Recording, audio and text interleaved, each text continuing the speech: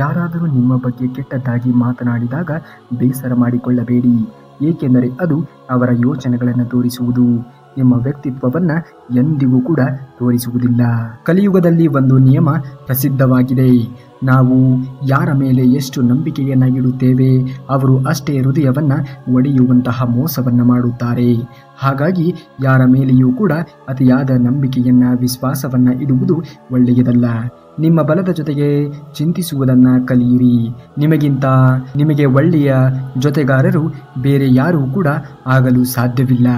ಹಾಗಾಗಿ ನಿಮ್ಮ ಜೊತೆಗೆ ನೀವು ಬೆರೆಯುವುದನ್ನು ಕಲಿತುಕೊಳ್ಳಿ. ಇಂದಿನ ಕಷ್ಟಗಳ ದಿನಗಳು ನಾಳೆ ಖುಷಿಗೆ ಕಾರಣವಾಗಬಹುದು.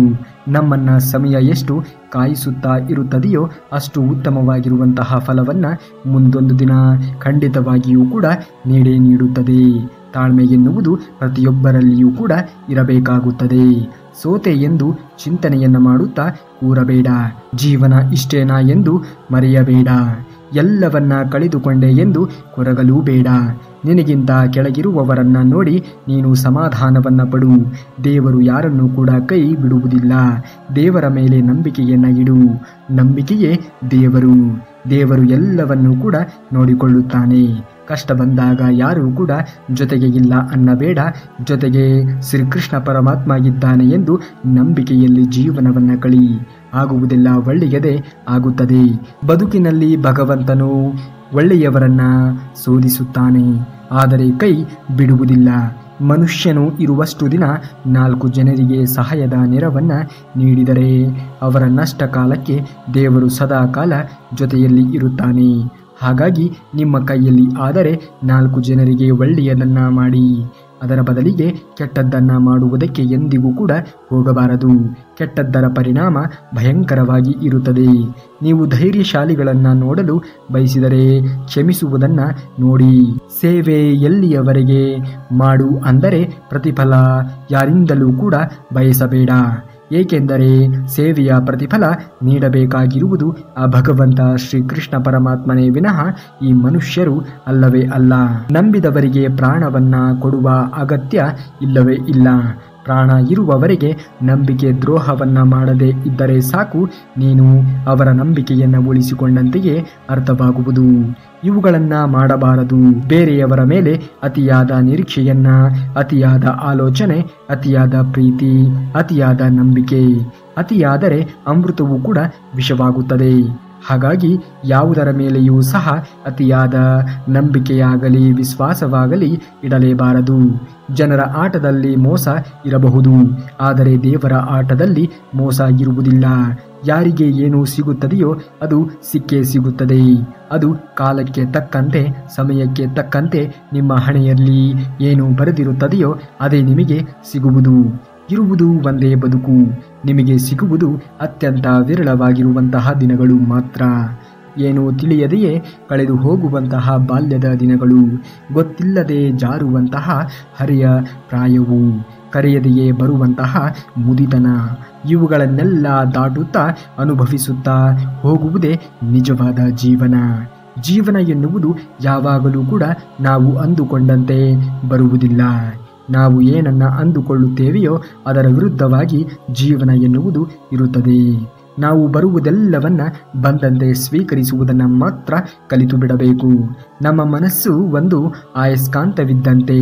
ಯಾವಾಗಲೂ ಕೂಡ ಸಮಸ್ಯೆಗಳ ಬಗ್ಗೆ ಚಿಂತಿಸಿದರೆ ಹೆಚ್ಚಿನ ಸಮಸ್ಯೆಗಳು ಬಂದೇ ಬರುತ್ತದೆ. ಹಾಗೆಯೇ ಆ ಸಮಸ್ಯೆಯ ಸುಳಿಯಲ್ಲಿ ಸಿಲುಕಿಕೊಂಡು ಒದ್ದಾಡುತ್ತೇವೆ. ಸದಾಕಾಲ ಸಕಾರಾತ್ಮಕವಾಗಿ ಆಲೋಚನೆ ಮಾಡುವುದನ್ನು ನಮ್ಮ ಬದುಕಿನಲ್ಲಿ ನಾವು ಕಲಿತುಕೊಂಡಾಗ ಸಕಾರಾತ್ಮಕವಾಗಿರುವಂತಹ ಆಕರ್ಷಣೆಯು ನಮ್ಮ ಜೀವನದಲ್ಲಿ ಸಂಭವಿಸುತ್ತದೆ. ನಮ್ಮ ಜೀವನವೂ ಕೂಡ ಬರುವಂತಹ ಎಲ್ಲ ಗಳಿಗೆಗಳು ಸಕಾರಾತ್ಮಕವಾಗಿಯೇ ಬಂದಿರುತ್ತದೆ. ಅರ್ಥಾತ್ ನಾವು ಹೇಗೆ ಯೋಚನೆಯನ್ನು ಮಾಡುತ್ತೇವೆಯೋ ಹಾಗೆ ನಮ್ಮ ಜೀವನ ಎನ್ನುವುದು ರೂಪಿತವಾಗುವುದು. ಹಾಗಾಗಿ ಒಳ್ಳೆಯ ರೀತಿಯಲ್ಲಿ ಯೋಚನೆಗಳನ್ನು ಮಾಡಿ. ಆಗ ನಿಮ್ಮ ಜೀವನವೂ ಕೂಡ ಒಳ್ಳೆಯ ರೀತಿಯಲ್ಲಿ ನಿರ್ಮಾಣವಾಗುವುದು. ನಿಮ್ಮ ಪ್ರಾರ್ಥನೆ ಮತ್ತು ಕರ್ಮಗಳ ಮೇಲೆ ವಿಶ್ವಾಸವನ್ನು ಇಡಿ. ಭಗವಂತ ನಿಮಗೆ ಎಲ್ಲವನ್ನೂ ಕೂಡ ಕೊಡುತ್ತಾನೆ. ಯಾವುದು ನಿಮ್ಮದೋ ಅದು ಸಮಯಕ್ಕೆ ತಕ್ಕಂತೆ ನಿಮಗೆ ಸಿಕ್ಕೇ ಸಿಗುತ್ತದೆ. ತಾಳ್ಮೆ ಎನ್ನುವುದು ನಿಮ್ಮಲ್ಲಿ ಇರಬೇಕು. ಜೀವನದಲ್ಲಿ ಎಂದಿಗೂ ಕೂಡ ನಿರಾಸೆಗೆ ಒಳಗಾಗಬೇಡಿ. ಯಾರಿಗೆ ಗೊತ್ತು, ನಾಳೆ ಆ ದಿನ ಆಗಿರಬಹುದು. ನೀವು ವರ್ಷಗಳಿಂದ ನಿರೀಕ್ಷೆಯಲ್ಲಿ ಇರುತ್ತೀರಿಯೋ ಆ ದಿನ ಬಂದೇ ಬರಬಹುದು. ನಿರೀಕ್ಷೆ ಎನ್ನುವುದು ಇರಬೇಕು, ಆದರೆ ಅತಿಯಾದ ನಿರೀಕ್ಷೆ ಯಾರ ಮೇಲೆಯೂ ಕೂಡ ಇರಬಾರದು. ಅತಿಯಾದ ನಿರೀಕ್ಷೆ ಇರುವುದರಿಂದಲೇ ಜೀವನದಲ್ಲಿ ನೋವುಗಳು ಸಂಭವಿಸುವುದು. ಹಾಗಾಗಿ ಅತಿಯಾದ ನಿರೀಕ್ಷೆಯನ್ನ ಯಾರ ಮೇಲೆಯೂ ಕೂಡ ಇಡಬಾರದು. ಅಕಸ್ಮಾತ್ ಒಂಟಿತನವಿದ್ದರೆ ಅದನ್ನ ವರವೆಂದು ತಿಳಿದುಕೊಳ್ಳಿ. ಭಗವಂತ ನಿಮ್ಮಲ್ಲಿ ನಿಮ್ಮನ್ನ ಸುಧಾರಿಸಿಕೊಳ್ಳಲು ಹೆಚ್ಚಿನ ಸಮಯವನ್ನ ನೀಡಿರುತ್ತಾನೆ.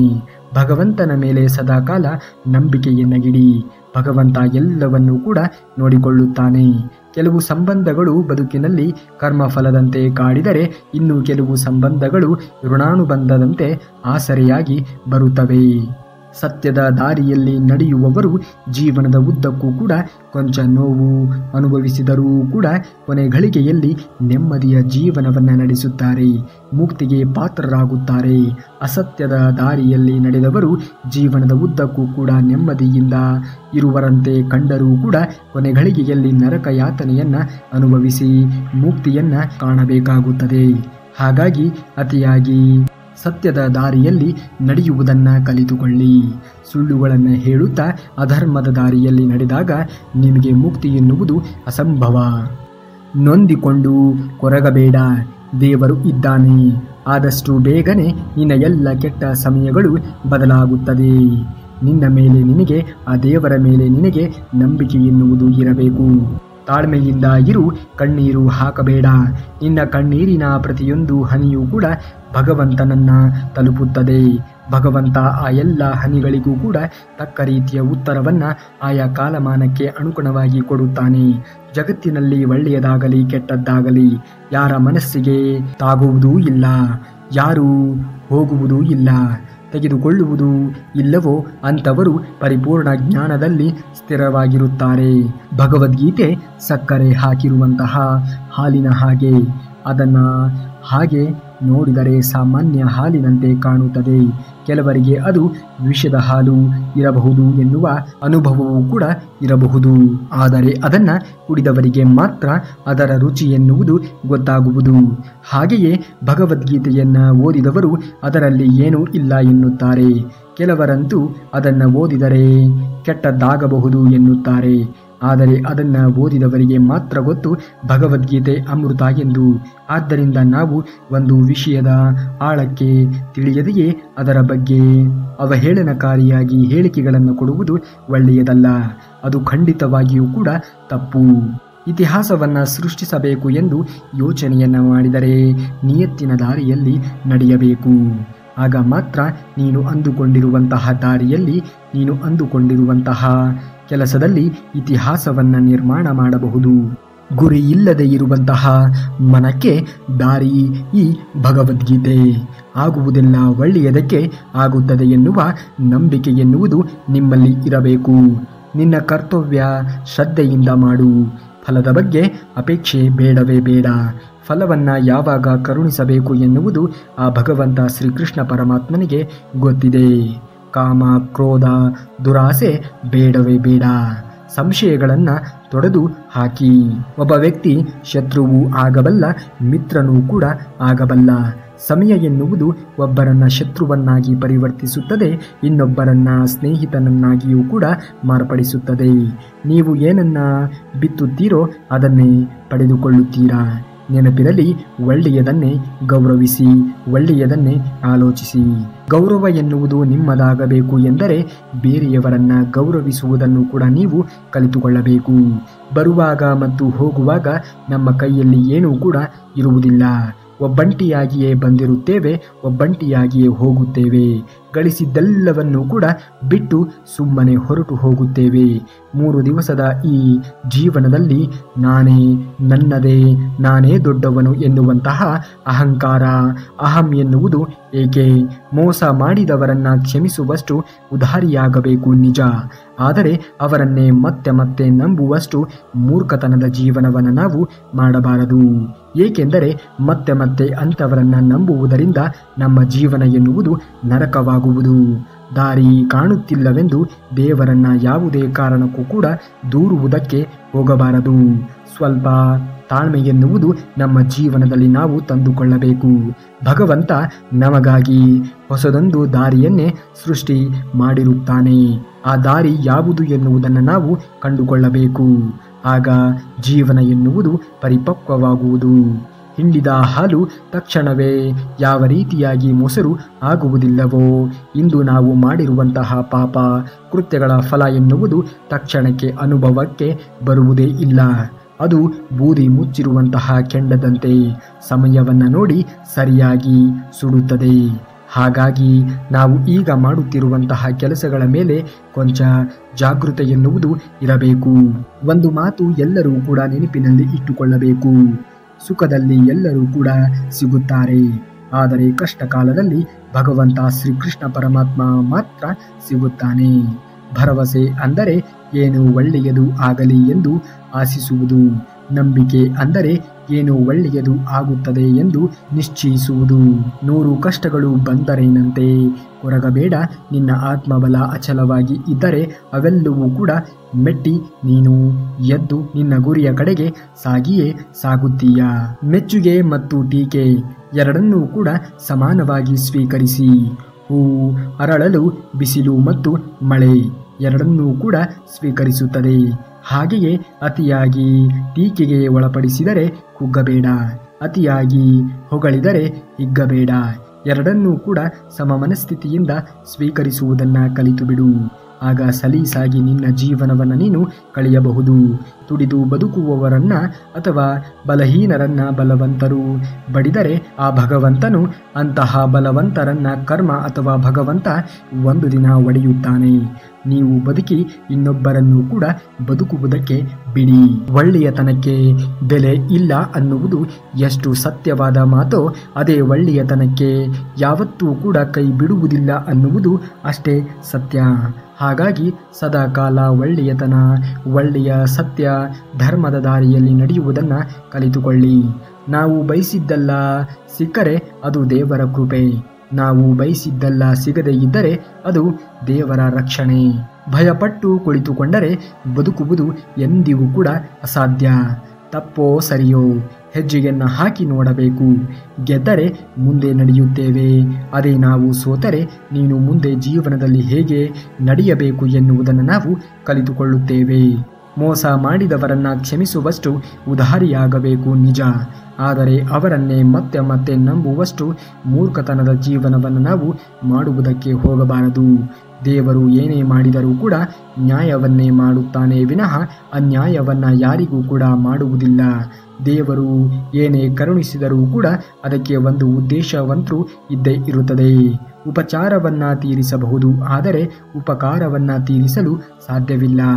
ದೇವರು ದೊಡ್ಡ ಗೆಲುವು ಕೊಡುವ ಮುನ್ನ ಪ್ರತಿ ಪರಿಸ್ಥಿತಿಯಲ್ಲೂ ಕೂಡ ಸೋಲುವಂತೆ ಮಾಡುತ್ತಾನೆ. ತದನಂತರದಲ್ಲಿ ನೀವು ಆತ ವಿಧಿಸಿರುವಂತಹ ಎಲ್ಲ ವಿಘ್ನಗಳನ್ನು ದಾಟಿ ಮುಂದೆ ನಡೆದಾಗ ನೀವು ಎಂದಿಗೂ ಕೂಡ ಜೀವನದಲ್ಲಿ ಊಹೆಯನ್ನು ಮಾಡದೇ ಇರುವಂತಹ ರೀತಿಯಲ್ಲಿ ನಿಮ್ಮ ಜೀವನದಲ್ಲಿ ಯಶಸ್ಸನ್ನು ತಂದು ಕೊಡುತ್ತಾನೆ.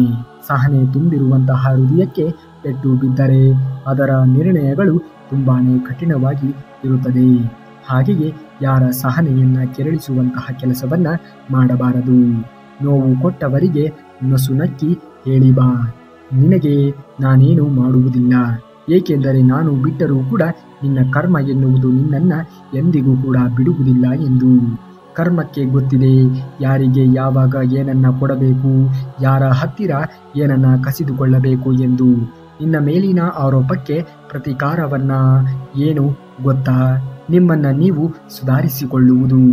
ತದನಂತರದಲ್ಲಿ ಆರೋಪಗಳನ್ನು ಮಾಡಿದವರೇ ಒಂದು ದಿನ ಮೂರ್ಖರಾಗುತ್ತಾರೆ. ನಿಷ್ಠಾವಂತರಾಗಿ ಇರಿ, ಆದರೆ ಮೂರ್ಖತನದ ಪರಮಾವಧಿಗೆ ಒಳಗಾಗಬೇಡಿ. ಅತಿಯಾದ ಬುದ್ಧಿವಂತಿಕೆಯಿಂದ ಇತರರಿಗೆ ಮೋಸ ಮಾಡುವುದಕ್ಕೆ ಹೋಗಬಾರದು, ಏಕೆಂದರೆ ಕಾಲ ಕೂಡಿ ಬಂದಾಗ ನಮ್ಮ ಅತಿಯಾದ ದಡ್ಡತನದಿಂದಲೇ ನಾವು ಮೋಸಕ್ಕೆ ಹೋಗುತ್ತೇವೆ ಎನ್ನುವುದನ್ನು ಮರೆಯಬಾರದು. ಎಲ್ಲಿ ದಯೆ ಎನ್ನುವುದು ಇರುತ್ತದೆಯೋ ಅಲ್ಲಿ ಧರ್ಮ ಎನ್ನುವುದು ಇರುತ್ತದೆ. ಎಲ್ಲಿ ಲೋಭವೋ ಅಲ್ಲಿ ಪಾಪ, ಎಲ್ಲಿ ಕ್ರೋಧವೋ ಅಲ್ಲಿ ವಿನಾಶವೂ ಕೂಡ ಇರುತ್ತದೆ. ಎಲ್ಲಿ ತಾಳ್ಮೆ ಮತ್ತು ಕ್ಷಮೆಯೋ ಅಲ್ಲೇ ಭಗವಂತನ ವಾಸ ಕೂಡ ಇರುತ್ತದೆ. ಇದನ್ನ ತಿಳಿದು ಜೀವನವನ್ನ ಮಾಡಬೇಕು. ನಿನ್ನ ಪರಿಸ್ಥಿತಿ ಕೆಟ್ಟದ್ದು ಇರುವಾಗ ಸಮಯ ಮತ್ತು ದೇವರನ್ನ ಬಲವಾಗಿ ನಂಬು. ಏಕೆಂದರೆ ಸಮಯಕ್ಕೆ ಕಲ್ಲಿದ್ದಲನ್ನು ಕೂಡ ವಜ್ರವನ್ನಾಗಿ ಪರಿವರ್ತಿಸುವಂತಹ ಶಕ್ತಿ ಇದೆ. ಪರಮಾತ್ಮನಿಗೆ ಭಿಕ್ಷಕನನ್ನು ಕೂಡ ರಾಜನನ್ನಾಗಿ ಮಾಡುವಂತಹ ಶಕ್ತಿ ಇದೆ. ಅದೇ ರಾಜನನ್ನ ಭಿಕ್ಷಕನನ್ನಾಗಿ ಮಾಡುವಂತಹ ಶಕ್ತಿಯೂ ಕೂಡ ಇದೆ. ಹಾಗಾಗಿ ನಿನ್ನ ಒಂದು ಜಂಬವನ್ನ ಯಾರ ಬಳಿಯಲ್ಲಾದರೂ ತೋರಿಸು, ಆದರೆ ದೇವರ ಬಳಿಯಲ್ಲಿ ಎಂದಿಗೂ ಕೂಡ ತೋರಿಸುವುದಕ್ಕೆ ಹೋಗಬೇಡ. ದೇವರು ಕೊಟ್ಟು ನೋಡುತ್ತಾನೆ, ಕೊಟ್ಟಿರುವುದನ್ನು ಕಸಿದುಕೊಂಡು ಕೂಡ ನೋಡುತ್ತಾನೆ.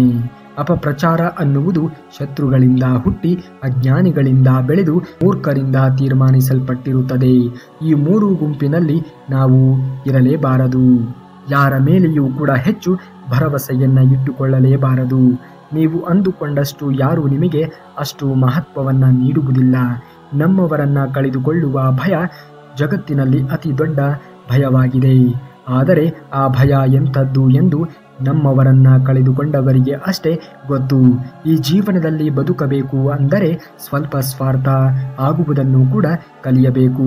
ಏಕೆಂದರೆ ಇಲ್ಲಿ ಮೋಸ ಹೋಗಲು ತುಂಬಾ ಸಮಯ ತೆಗೆದುಕೊಳ್ಳುವುದಿಲ್ಲ. ನೀವಿರಲಿ ಬಿಡಲಿ ಯಾವ ವ್ಯತ್ಯಾಸವೇ ಆಗುವುದಿಲ್ಲ. ಅಂಥವರಿಗಾಗಿ ಅಳುವುದು ಎಷ್ಟು ಸರಿ ನೀವೇ ಹೇಳಿ. ನೀವೇನಾದರೂ ಶ್ರೀಕೃಷ್ಣ ಪರಮಾತ್ಮನ ಭಕ್ತರಾಗಿದ್ದರೆ ಈ ಕೂಡಲೇ ಈ ವಿಡಿಯೋಗೆ ಒಂದು ಲೈಕನ್ನು ಮಾಡಿ ಹಾಗೂ ಜೈ ಶ್ರೀಕೃಷ್ಣ ಪರಮಾತ್ಮ ಎಂದು ಕಮೆಂಟನ್ನು ಮಾಡಿ. ಇನ್ನು ಮುಂದಿನ ವಿಡಿಯೋದಲ್ಲಿ ಸಿಗುವವರೆಗೂ ಧನ್ಯವಾದ. ಕರುನಾಡಿಗೆ.